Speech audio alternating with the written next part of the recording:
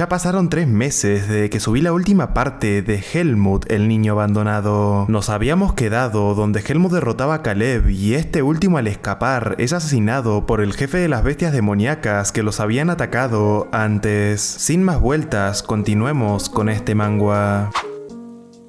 El prota logra escuchar los sonidos de la bestia y se encuentra cara a cara frente a ella. Ahora era diferente, esta vez sentía que sí podía derrotarla, pero esta, al sentir el poder del prota, se escapa. Y Helmut ahora tenía que pensar en cómo explicar esa situación a los demás mercenarios. Así que dice que Caleb lo fue a intimidar, pero fue asesinado por la bestia. Este tipo pide unas disculpas en el nombre del escuadrón Tariq por haberlo puesto en peligro a él también, pero Tancha no se quería quedar con una simple disculpa, ya que ellos sabían muy bien lo que hacía Caleb. Si lo hubieran tenido más controlado, tal vez no hubiera pasado nada. El hermano de Caleb estaba a punto de armar una pelea con Tancha, pero Miles, el tipo que los contrató, les dice que se tranquilicen. Por los muertos ya no se puede hacer nada, pero le darán lo que le iban a pagar a Caleb, a Helmut. Ahora tenían que pensar en cómo lidiar con las bestias demoníacas. Tenían que ser más cuidadosos. Tancha, a solas, reta al prota por andar solo sin haberle dicho, y le dice